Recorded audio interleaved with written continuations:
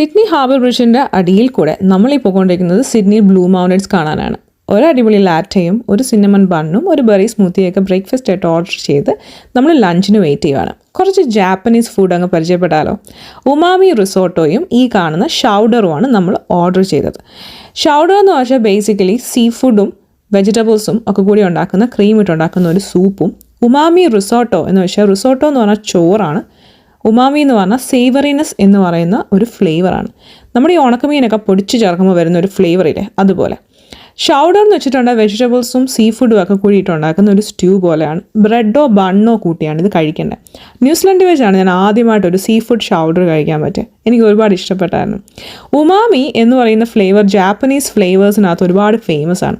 മഷ്റൂംസിനകത്തുനിന്നും പല ഫുഡിനകത്തുനിന്നും എക്സ്ട്രാക്ട് ചെയ്യുന്ന ഒരു അടിപൊളി ഫ്ലേവറാണ്. അപ്പോൾ എങ്ങനെയുണ്ട് ജാപ്പനീസ് ഫുഡ് എക്സ്പീരിയൻസ്? ഫുഡ് വ്ളോഗ്സും ഫുഡിനെ കുറിച്ച് കൂടുതൽ അറിയാൻ താല്പര്യമുണ്ടെങ്കിൽ